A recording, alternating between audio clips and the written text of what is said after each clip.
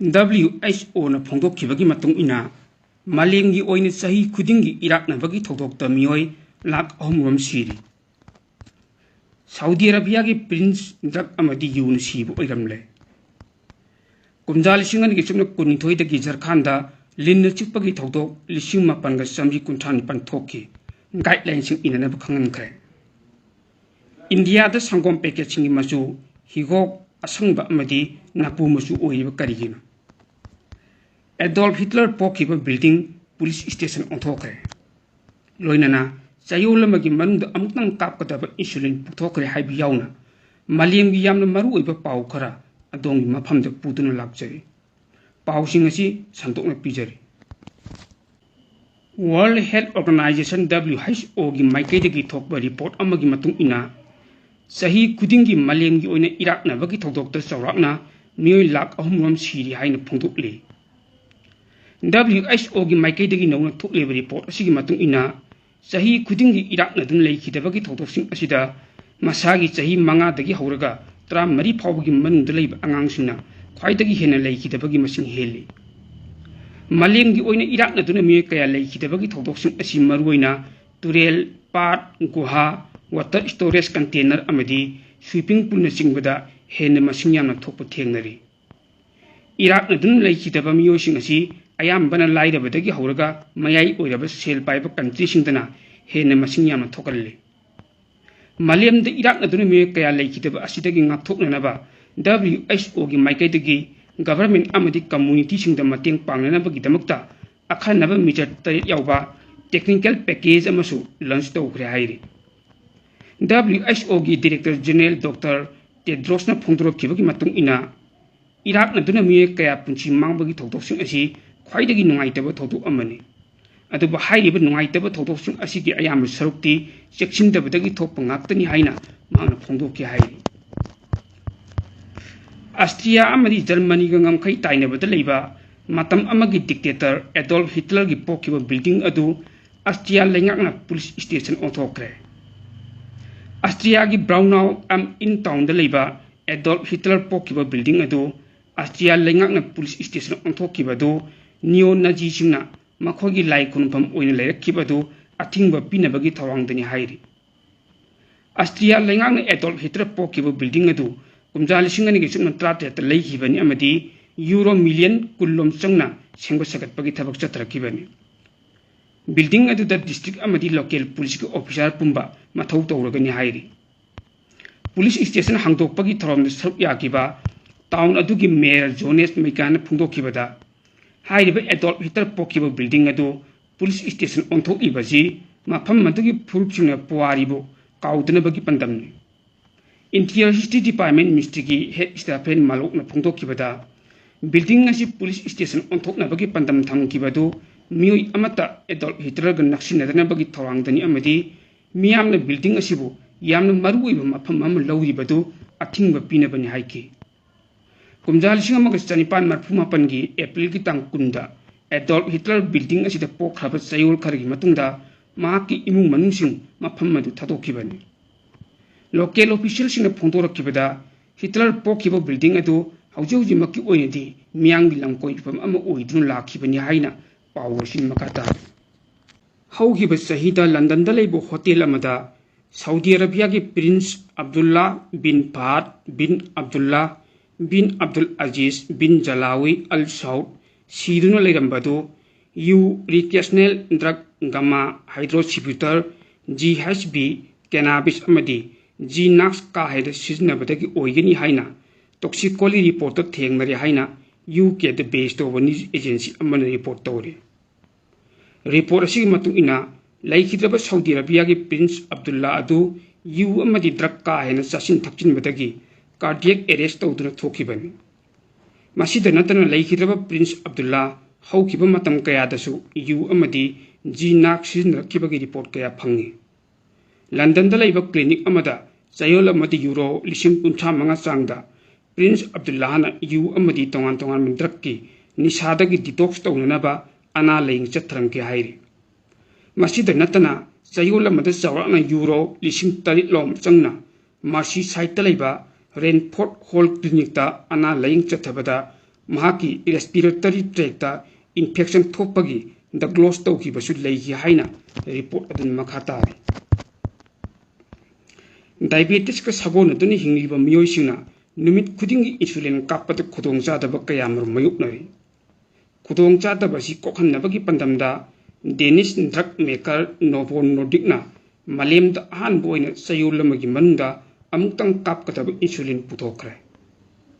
anaba miyoi singna sahi amagi manunda numit chahungoi humpu mangani insulin kaplambadu suknagi numit yankhaini thoida hantanabagi pandamda insulin makhallasi puthorakpani awikli haina mingthonba insulin makhallasi diabetes naraba miyoi singna sayulamagi mand amuktang kapkatabani India ki oina di anubu insulin makhal ama puthorokpagi thongasi yamna nungaiba pawamu oina launari malemda diabetes na naraba migi masing asi khwaidagi yamba leibak sing manda India su amani leibak asigi miyoi crore 1.1 romdi diabetes ka sagona tuni hingli atopa miyoi crore 13.6 lomna pre diabetes ki khudong chadaba mayuknari type 1 diabetes na miyoi lakh mapan hena leiba maramna numit khudingi insulin kapa mathau tari type 2 diabetes naraba miyoi chada tararomsu hakchang insulin marang kaina puthokpa ngamdabana numit khudingi insulin kapa mathau tari India ta khwaidagi mangjil thana yolibe insulin brand 4 puthokraba matungda Novo Nordisk ki report amana hai handak inongno putholiba awikli haina mingthonba insulin makhal asina diabetes patient singda yamna chawna kanaba phangalagani insulin makhallasi sayulamagi mand amuktang kappa tarabasu blood sugar ki changning thina control tawduna thammangami laibak asida hojik diabetes na naraba miyoi kayamarum blood sugar control tawbu ngamdabagi khutong sadab kayam mayuknari Indian Council of Medical Research ICMR na sel thataraga Madras Diabetes Research Foundation satakiba akhanaba study yamagi matung ina diabetes patient ohungi manungda amma khaktabang blood sugar control to bungamli laibak asida laiba masagi sahi kundagina 100 phawbagi man chanba miyoi 11.4 di type 2 diabetes na araba maramna anoba insulin makhalasi puthorakpana anaba singda yamna chawna kanaba phangalagani matam sang blood sugar control to bungamjabadi khudong thiba kayam tholakpa yai maruoina heart attack amadi stroke townabagi mathakta kidney fail oirakpa phaw yaribani igi ichel mapung phana chenba ngamdabana maram oiraga napsing amanga ta tholaktuna khong natraga khut kakpagi phibam phawbula anba yai diabetes na maram oiraga mit uba ngambagi matik mayai mangan kiba amadi tongan makhalgi hakchang kaya chingda akhanna pamoina solakpasu yai haina pawasin makhata haukiba kumja so lisingani ge supna kunni thoidagi Jharkhand linna chikpagi thawdo lising mapan ga sambi kunthani pan uba phangkiba gloinana asingba casing asi thengnabada official guidelines innana ba state health department doctor sing akan instruction pikre haukiba sahi khara sida state asida linna chikpagi thawdo sing leptana hengalakli state health department ki data matung ina kumjal singani ge supna kunni thoida state asida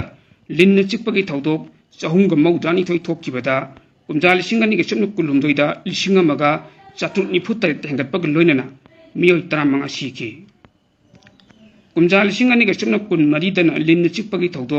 lisingani ge chatre nifu thokkibag loinana miyoi kuni thoi siki kumjal singani ge supna kun mangadana asingma thawdo lising mari ge supna humdran pan thokkibag loinana miyoi kun taruk siki haina data adun utli data atugi matung ina chaliba sahi kumja 2026 ki April tha phawbada linna chipagi thawdok changa ghumpu mathoi thokthi linna chipagi thawdok si hengalakli asigi matangda National Health Mission Jharkhand gi Mission Director Shashi Prakash na phongdokibada Union Health Ministry na piba National Escape Light Management Protocol mapung phana implement tawnana ba civil surgeon punamakta khangankre linna chipagi case amadi masiga mari le misingbu notifiable disease oina government handak te lawthok hainasu mahna phungdokhi mahakna hai district hospital community health center primary health center amadi medical college punamakta anti snake venom serum mapung phan phangana basu health department direction pikre life saving drug asi essential medicine gi list hapchili hainasu mission director asina makata na phongdokli